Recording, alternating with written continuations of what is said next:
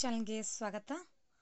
ಜ್ಞಾನ ಕನ್ನಡ ಕ್ಲಾಸಸ್ಗೆ ಸ್ವಾಗತ ಅಂತ ಹೇಳ್ತಾ, ರಜಾ ಪತ್ರ ಅಂದರೆ ನೀವು ಸ್ಕೂಲ್ಗೆ ಹೋಗಿರ್ತೀರಾ, ಶಿಕ್ಷಕರಿಗೆ ರಜಾ ಪತ್ರ ಬರಿಬೇಕಾಗಿರುತ್ತೆ.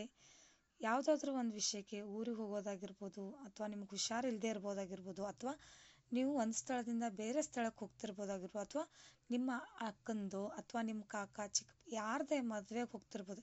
ಏನೋ ಒಂದು ವಿಷಯಕ್ಕೂ ಕೂಡ ಒಂದು ರಜೆ ಚೀಟಿನ ಮುಖ್ಯ ಗುರುಗಳಿಗೆ ಬರೆಯುವಂಥದ್ದು ನಮ್ಮ ವಿದ್ಯಾರ್ಥಿಗಳ ಕೆಲಸವಾಗಿರುತ್ತೆ.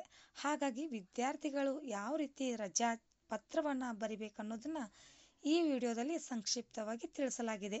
ನಿಮಗೂ ಕೂಡ ವಿಡಿಯೋ ಇಷ್ಟವಾದಲ್ಲಿ ಪ್ಲೀಸ್ ನಮ್ಮ ಚಾನಲ್ಗೊಂದು ಲೈಕ್ ಮಾಡಿ, ಸಬ್ಸ್ಕ್ರೈಬ್ ಮಾಡಿ, ಶೇರ್ ಮಾಡಿ ಅಂತ ಹೇಳ್ತಾ, ಮೊದಲನೇದಾಗಿ ನಾವು ಈಗ ರಜಾ ಪತ್ರ ಹೇಗೆ ಬರೆಯೋದು ಅನ್ನೋದನ್ನು ನೋಡೋಣ ಬನ್ನಿ. ರಜಾ ಪತ್ರ ಮೊದಲನೇದಾಗಿ ದಿನಾಂಕನ ಬರಿಬೇಕು.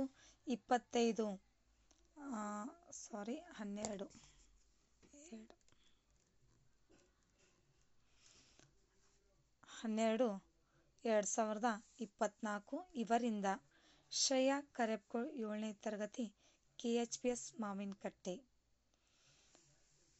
ಇವರಿಗೆ ಶ್ರೇಯಾ ಇಂದ ಬರುತ್ತಿರುವಂಥ ಪತ್ರ ಯಾರಿಗೆ? ಇವರಿಗೆ ಅಂದರೆ ತರಗತಿಯ ಗುರುಗಳಿಗೆ, KHPS ಮಾವಿನಕಟ್ಟೆ.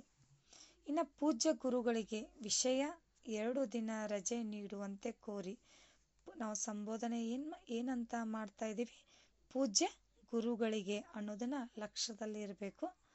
ನಾವು ಪೂಜ್ಯ ಗುರುಗಳಿಗೆ ಬರುತ್ತಿರುವಂಥ ಪತ್ರ ಇದಾಗಿದೆ. ವಿಷಯ ಏನಂದರೆ 2 ದಿನ ರಜೆ ನೀಡುವಂತೆ ಕೋರಿ.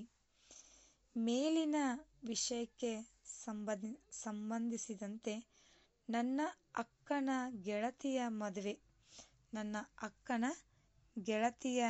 ಮದುವೆ ಯಾವಾಗಂದರೆ 27/12/28 ತಾರೀಕಿನವರೆಗೂ ಗೆಳತಿಯ ಮದುವೆ 27/12/2024 ಹಾಗೂ 28/12/24 ಬೆಳಗಾವಿಯಲ್ಲಿ ನೆರವೇರುತ್ತಿದೆ.